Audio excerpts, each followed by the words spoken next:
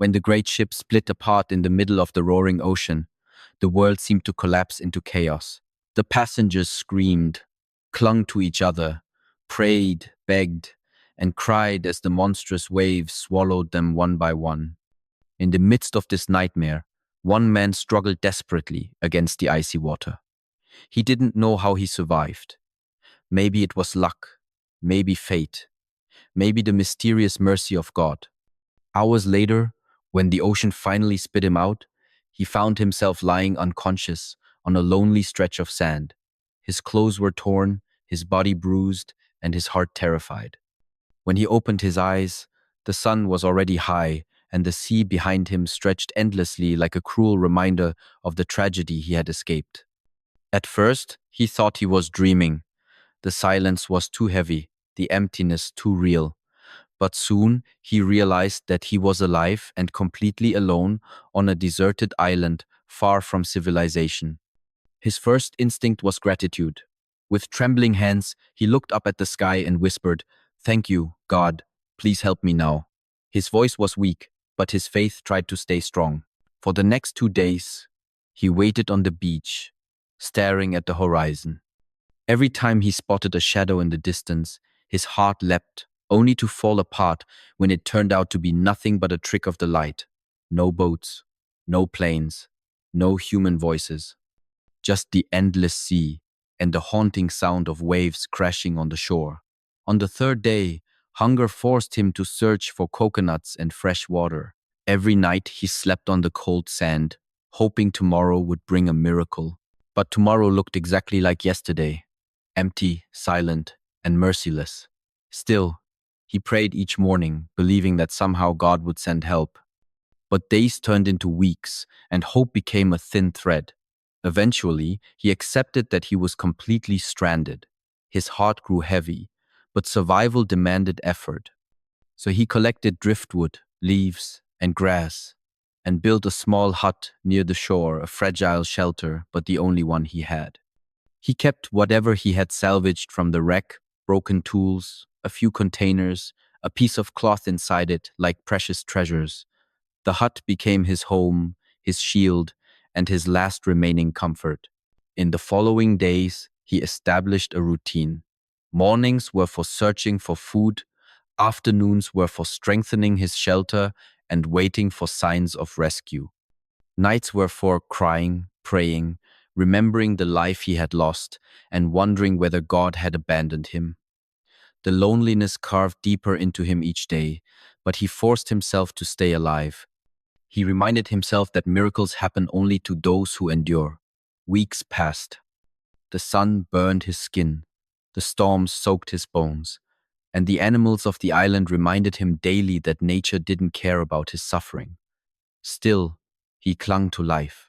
His hut became the center of his existence, the only place where he felt a sense of safety. Then, one fateful day, after hunting for food deeper in the jungle, he returned to a sight that shattered him completely. His hut, his only refuge, was engulfed in flames. The fire roared viciously, as if devouring not just wood and grass, but the last remaining pieces of his hope. Smoke billowed into the sky, darkening the surrounding air. Everything he had collected from the wreck, everything he used to survive, was now melting into black ash. His knees weakened, and he dropped to the ground. A wave of despair crushed him. His heart felt like it was breaking apart just as the ship had broken in the storm. With tears streaming down his face, he raised his hands toward the sky and cried out in anguish, "Oh God, why? Why would you do this to me? I begged for your help. I prayed every day. This hut was all I had left, and you took it too. Why are you so cruel to me?" His voice echoed across the empty beach, swallowed by the wind. That night he lay on the sand under the open sky. Without shelter, without belongings, without hope, anger, sorrow, and exhaustion overtook him.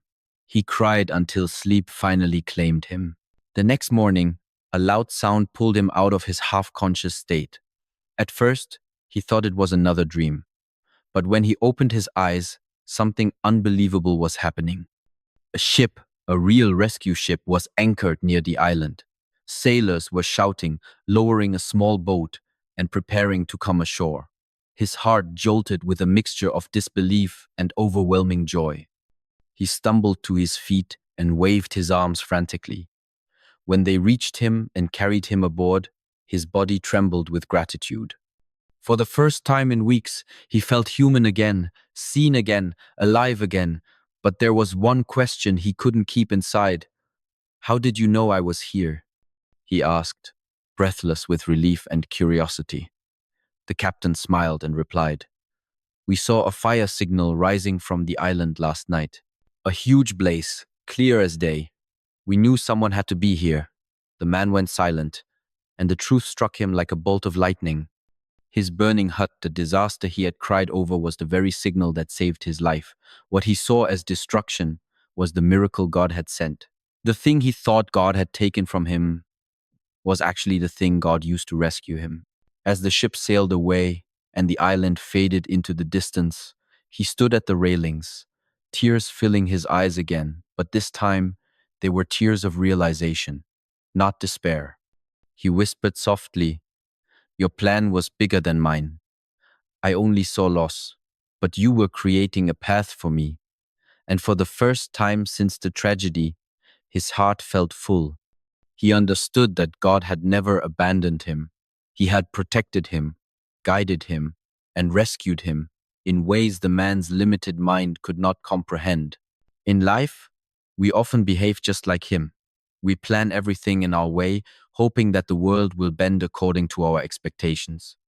But when things go wrong, when our plans crumble, when our dreams break, when our hearts ache, we instantly assume God is being unfair. We forget that our vision is small, fragile, and limited. We see only the hut burning. God sees the ship coming. We see loss. He sees rescue. We see destruction. He sees direction. We see a dead end. He sees a new beginning. We cry over what we think was taken from us, not knowing that God removed it for our protection or to make room for something better. Sometimes the things we cling to are the very things blocking the blessings meant for us. Troubles shake our faith. Delays break our patience. Unexpected hardships weaken our trust. We begin questioning everything, doubting everything, fearing everything. But those moments of darkness are often where God's light begins its journey toward us. Just because we cannot see the purpose doesn't mean there isn't one. Just because the road looks painful doesn't mean it's leading nowhere. God works in silence, in mystery, in ways our minds cannot imagine. And many times, the greatest blessings of our lives come wrapped in the very problems we begged Him to remove. There are over 7 billion people on earth, yet each one has a unique story, a unique destiny, a unique purpose. You are not forgotten. God does not miss a single tear, a single prayer, a single heartbreak. Your pain is not invisible to Him. Your struggle is not ignored.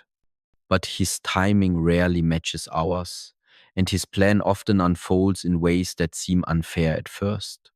But when the truth finally reveals itself, when the ship appears on your horizon, you will understand why the hut had to burn. You will thank Him for the very moments you once cursed. You will see how losing what you wanted led you to exactly what you needed. So when your plans collapse, when everything seems to go against your wishes, when your heart breaks, when your path looks dark, remember this. Maybe God is redirecting you towards something bigger, something stronger, something better. His plan is always greater than your fear, deeper than your understanding, and higher than your dreams. Trust Him not only when things go right, but especially when they go wrong. Because sometimes the fire you cry over is the very signal that brings your rescue.